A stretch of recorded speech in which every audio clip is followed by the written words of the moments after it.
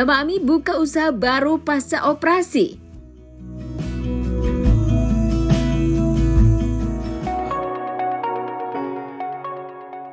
Sosok penyelamat Galas Sky hadir di pengajian Rumah Baru Fadli.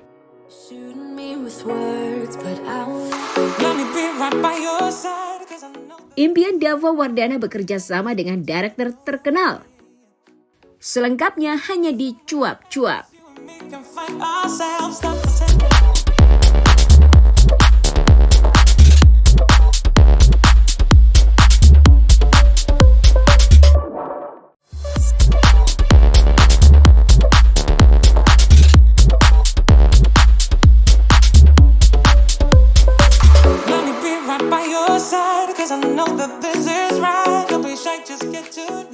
Ami Kanita atau yang kerap disapa Mama Ami ini baru saja membuka bisnis barunya. Pasca melakukan operasi besar, ibu dari seorang Raffi Ahmad ini baru saja membuka restoran. Kekompakan dari keluarga ini dapat dilihat dari bisnisnya tersebut. Pasalnya, tidak ingin sang ibunda terlalu capek dan terjatuh sakit. Seluruh anaknya termasuk Raffi Ahmad ikut berperan dalam usaha sang ibunda, mulai dari interior hingga pemilihan menu. Lantas konsep apa yang dipilih Mama Ami dan anak-anaknya untuk restoran barunya? Dan apa kesulitan Mama Ami saat membuka bisnis barunya tersebut? Alhamdulillah hari ini openingnya Resto Mama di daerah Bintaro. Ini hari pertama nih kita buka untuk umum. Khawatir juga tadi deg-degan, takutnya nggak lancar, takutnya karena ini buka puasa serentak jadi tamunya banyak, takutnya kan nggak terhandle. Tapi alhamdulillah sih semua tadi lancar. Pikiran ada sih, ada 8 bulan yang lalu kayak gitu Raffi kasih apa sempat juga pernah ngasihin bahwa udah deh bikin usaha restoran ya udah lu harus nyemplung kan, tapi kita di sini bareng-bareng invest Mama, Nisha, Rina, Raffi, jadi nggak yang dimodalin sama Raffi itu nggak, kita bareng-bareng semua, jadi kita semua tanggung jawab, kita nggak invest masing-masing kan, nanti yang satu santai, yang satu ini gitu kan, apalagi Mama kan udah umur jadi nggak ini juga kan, nggak bisa menguasai semua, jadi udah anak-anak, jadi itu Raffi juga setuju kan, jadinya yang lebih berperan di sini Nisha sama Anila semuanya. Ya menu-menunya kita hunting dari mana-mana, makanan-makanan enak, ya udah kita bawa ke sini semua. Konsepnya sebenarnya ya pengen berbeda aja dari yang ada, dari yang sudah ada gitu. Lucu-lucu dikit deh, gaya-gaya ala Eropa.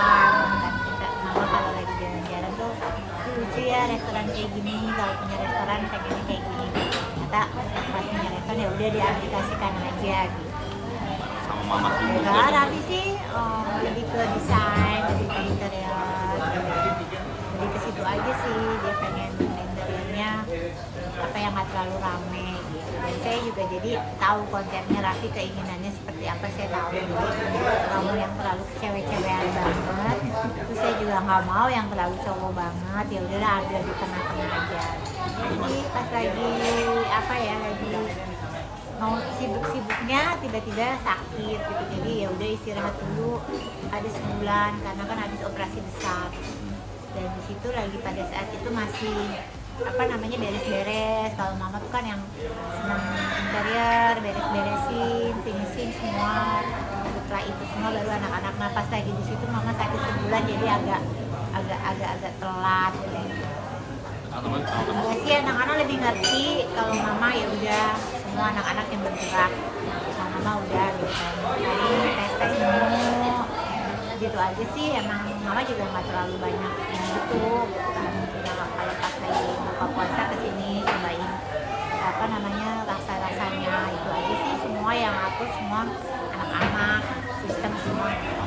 Ya namanya anak-anak seneng lah kayak acara live musik. Sih tadinya nggak kepikiran, tapi udah anak-anak yang mungkin kita nggak mengganggu masyarakat di sekitar kita pakai peredam, jadi nggak mengganggu. Udah seru-seruan aja semua. Tadi malam dateng, kemudian ada acara apa Rans Nusantara. Ya, alhamdulillah bulan puasa kan dia sibuk banget, terus udah ke stasiun TV lagi gitu. Jadi malam ini juga dia kayaknya dia ada acara lunch juga, jadi dari saksi. Jadi kalau saya lebih ngerti lah, jadi pasti ulang lagi kalau dia bisa dikasih waktu ya mungkin, kalau enggak ya jangan, kumpulkan aja waktu istirahat ya. Waktunya kalau siang-siang sebelum kesini mama istirahat dulu, tidur dulu. Biasanya kan mama tuh kalau ada biasa tuh kan jam 9 udah tidur, cuma ada resto ini ya biasanya pulang setengah 10 agak malam lah gitu, jadi ya siang istirahat dulu itu aja sih, karena mama juga kan ada saksi dan saksi, jadi harus lebih banyak ada waktu-waktu istirahat gitu, nggak bisa kayak kemarin-kemarin gitu. Jadi ya diatur waktunya seperti itu, siang ada tidur, biasanya sih nggak pernah ada tidur siang. Ini aja udah nggak tahan, rasanya pengen ikut ke dapur gitu kan, udah nggak kuat pengen ke dapur gitu kan, pengen main makanan. Biasanya kan kalau udah ibu-ibu udah jam terbangnya udah lama, jadi tetap pengen, tapi kata anak-anak jangan, mama nanti kalau mama ke dapur nanti orang di dapur stres gitu katanya. Jadi ini bulan puasa, coba nanti kalau udah bulan puasa udah selesai lebaran maulah teteplah gitu kan. Kalau saya kan kalau sama pekerja udah nganggap keluarga gitu, jadi nggak usah risih kalau ada saya gitu. Tapi nanti deh, ini kan masih awal-awal sih, reflektif tiap hari terus dirasa ini kurang ini kurang ini. Sebenarnya kalau tes orang tua lebih inilah ya, lebih kena, tapi masih ada, jadi harus terus konsisten kalau rasa gitu. Jadi nggak boleh dilepas. Sebenarnya kalau punya restoran tuh kayak punya bayi ya, mungkin kalau orang-orang bisa owner nyerahin, cuma mama tuh pengennya ya ikut ini aja, nyemplung gitu, pengen ikut apa namanya terus supaya konsisten rasa. Membuat usaha ini Kalau membangun nggak sulit, kalau interior juga nggak sulit. Yang sulit yang pas lagi kita cobain makanan-makanan, minuman itu agak sulit. Jadi menyesuaikan selera mama sama apa namanya chef itu agak apa namanya terus gitu ya, sesuai apa yang mama inginkan.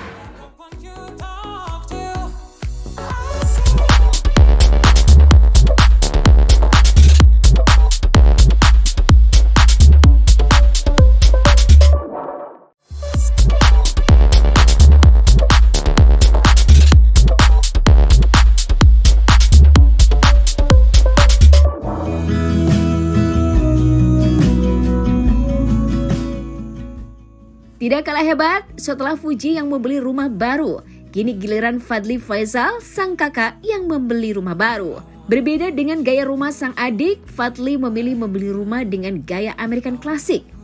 Fadly sendiri mengatakan nyaman dengan lokasi rumah barunya. Tak lupa, sebagai rasa syukur, Fadly pun mengadakan pengajian di rumah barunya. Bahkan Fadly mengundang sosok yang disebut penyelamat Gala Sky saat kecelakaan yang menimpanya tahun lalu. Bagaimanakah reaksi Gala? Kita simak berita selengkapnya. Ya, tadi gimana rumah syukuran rumah atau tadi? Lebih kayak pengajian anak-anak yatim sih. Kita minta doa-doa dari mereka biar lebih kabul. Gue ngundang 40 anak yatim dan ustadznya juga untuk melakukan pengajian, membaca surat Waqiah dan juga melakukan azan di setiap sudut rumah biar jin-jin buruknya hilang gitu. Termasuk rumah impian kayak Termasuk rumah impian sih, gue nyari, ya gue mau tinggal waktu itu nyarinya bareng ya. Putih nyari ke daerah sana, gue nyari daerah Bintaro, dan alhamdulillah akhirnya gue dapet rumah ini. Sebenarnya udah mau nyerah waktu itu, gue udah mau nyerah karena si Uti beli rumah gede banget dan dia minta gue untuk tinggal, dia sampai ngemis-ngemis, ayo deh tinggal aja tinggal.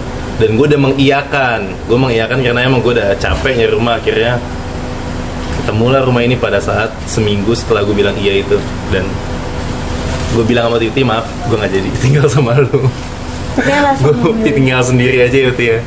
Tapi emang gue ini juga sih, dia juga nyaman di sini tadi, Gala juga senang di sini, jadi pasti sering kesini dan gue juga sering kesana.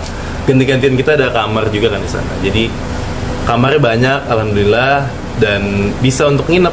boleh dijelasin nggak ini rumahnya desainnya seperti apa sih? Ya ini desain American Classic aja sih, jarang sih, dan orangnya ngebangun dari tahun 2017, 2018. Alasan membeli dan memilih rumah ini apa? Suasananya nyaman sih, itu aja. Dan ya itu itu paling penting suasana. Mungkin sebentar kan tadi ada Pak Ansori sendiri, gimana sih pertemuan sama Gala sendiri? Sebenarnya iya tadi ada Pak Ansori, gue rada kaget sih, dan si Gala itu digendong dan dicium pertama kali sama Pak Ansori tadi pas pertama kali datang. Biasanya Gala di videoin pun atau dipegang atau di foto pun marah, tapi ini dipegang dan dicium dan digendong sama Pak Ansori nggak marah sama sekali.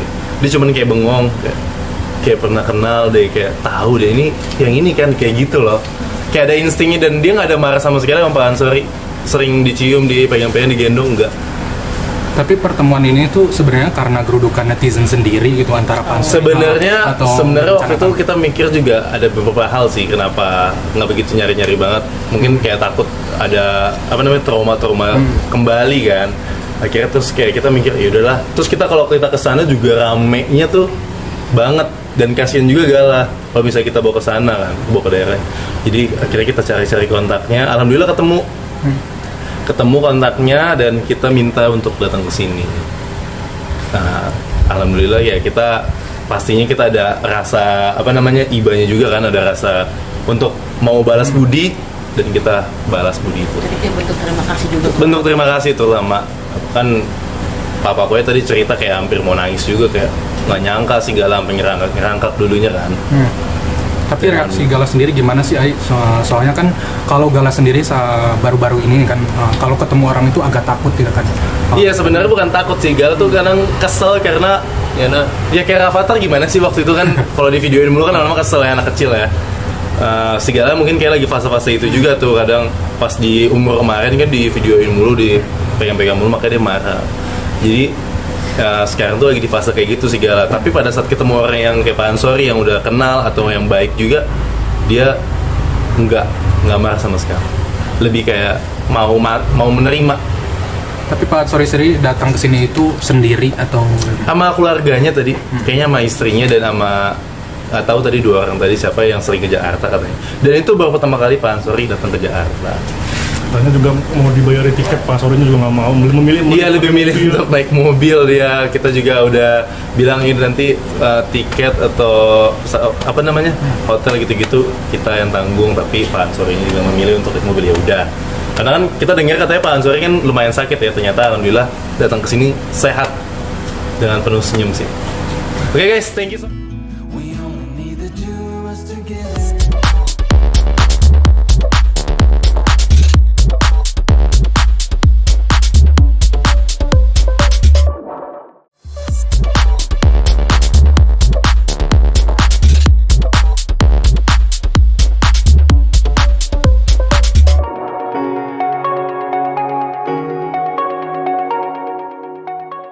Dava Wardana, pemain film yang mengikuti jejak karir sang ibu, yaitu Marinis Zumarnis. Lantaran berbeda bidang dengan kuliah yang diambil, tak mudah bagi Dava mendapatkan izin dari sang ibu untuk terjun ke dunia film. Saat masih kuliah di luar negeri, Dava pun mengikuti kegiatan bernama Indonesia Film Festival.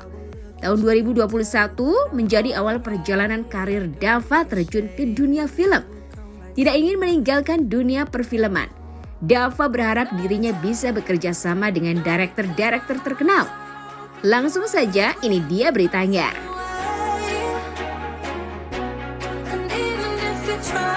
Aku lagi jalan film sekarang di Bandung. Nanti kalau boleh di-spill nanti aku spill ya. Tapi sekarang masih confidential.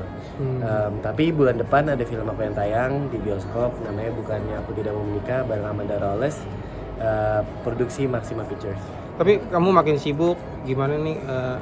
Apa sih kayak hubungan sama keluarga gimana nih bagi waktunya? Iya, makanya sebenarnya mama tuh sekarang lebih nggak terlalu pengen syuting lagi ya, karena kalau nggak papa tuh papa nanti kesendirian di rumah. Jadi lebih yang syuting tuh aku, mama lebih fokus ke bisnis, papa juga lebih fokus ke kerjaan. Ada mama kesian kalau misalnya mama juga stripping misalnya, jadi papa kan kalau stripping atau syuting itu kan biasanya menyita waktu banget ya. Jadi nanti jarang di rumah deh yang nemenin papa. Tapi kamu kalau curi-curi waktunya gimana? Mungkin bagi waktu sama keluarga? Pasti kalau setiap break tuh aku prioritaskan waktu sama orang tua dulu sih, untuk diri sendiri dan orang tua. Makanya aku kalau setiap break sebisa mungkin di rumah, apalagi kalau misalnya papa mama lagi kerja, ya udah aku di rumah dulu pagi ke sorenya, baru malamnya biasanya makan malam atau kita nonton tuh suka family time kita nonton sih. Makanya aku pengen banget juga terlibat di film, jadi bisa papa tuh bisa nonton aja film aku. Mama dan papa untuk karir kamu di dunia entertainment seperti apa? Ya support banget sih, walaupun memang sedikit jauh dari apa yang aku pelajarin di kuliah, cuman mereka support banget, mereka membebaskan, yang penting kata mereka aku harus tanggung jawab atas Kuliah udah selesai? Udah dong, aku udah saya tahun 2020. Jurusannya apa waktu itu? Keuangan dan akuntansi. Iya. Jauh ya, jauh ya.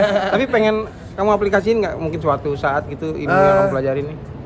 Aku untuk sekarang cukup sangat senangnya dengan dunia film. Mungkin nggak menutup kemungkinan, insya Allah kedepannya bisa belajar di produserial, bisa membuat film juga dengan teman-teman aku udah bikin di dunia ini. Gitu sih. Nah itu aku bisa pasti aku aplikasikan terhadap pekerjaan yang itu. Tapi dari kuliah banyak hal yang aku pelajari sendiri, yang aku bisa aplikasikan dalam kerjaan aku ya. Contoh disiplin waktu, terus deadline dan lain-lain itu pasti kebantu banget sih. Tapi mama sendiri nggak sih yang akhirnya kamu ingin terjun ke dunia? Jujur malah mama nggak pengen sih awalnya. Mama lebih pengen aku menjalankan apa yang aku kuliahkan waktu itu.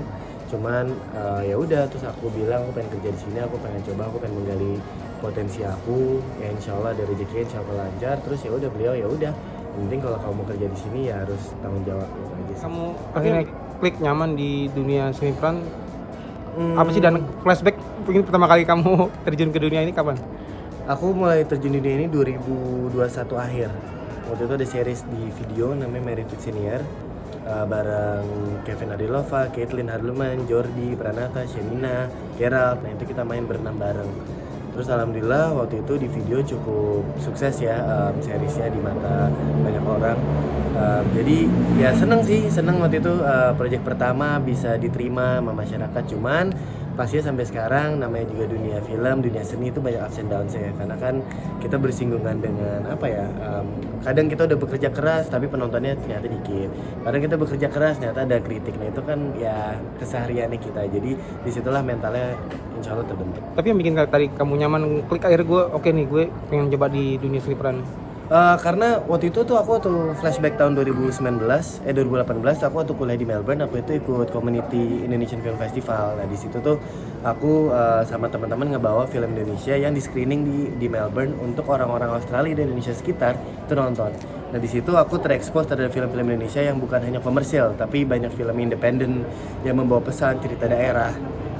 Nah aku waktu itu jujur jadi terbuka banget lah mata aku dan jadi tahu film Indonesia itu lebih dari sekedar komersial ya, tapi banyak film-film yang membawa moral dan pesan sendiri. Dimana waktu itu orang Australia aja sangat tertarik untuk nonton film kita, mereka berbondong-bondong gitu loh.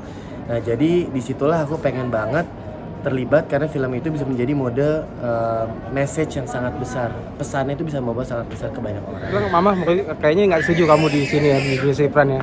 Izinnya sendiri kamu gimana ke mama? Ya pasti ada titik pendewasaan dalam kita berdua lah, cuman ngobrol. Cuman mama yang penting kan mama pengen yang terbaik aja sih buat aku. Cuman intinya dia support, cuman dia pasti ada beberapa concern lah di dunia entertainment karena kan dia sendiri udah menjalani secara 20 tahunan lebih kali, 25 tahun kali. Nah jadi ya beliau pasti ada concernnya sendiri, cuman ya udah. Cuman aku mencoba untuk menjaga concern itu dan ya udah kerja sebaik mungkin dan alhamdulillah rezekinya lagi ada dan semoga ada juga. Kamu sendiri punya target nggak sih di dunia hiburan seni perannya? Wah ada sih, aku tuh pengen banget main action, banyak director aku pengen kerja sama Timo Cahyanto, Joko Anwar, pengen banget bisa terlibat dalam filmnya, apalagi Timo tuh kemarin apalagi rilis Big Four yang cukup menduniai dan aku emang dari kecil kan sekolah olahraga dan bela diri, jadi menurut aku pengen banget bisa explore bakat aku di sana di dalam film. Tapi kamu sendiri sedikit terbantu nggak sih dengan nama ayah dan ibu kamu nih di dalam pasti aku nggak bisa pungkiri nggak bisa pungkiri mereka pasti banyak juga dari nama mereka terbukalah network yang aku mungkin tidak akan dapatkan kalau aku bukan terlahir dari mereka.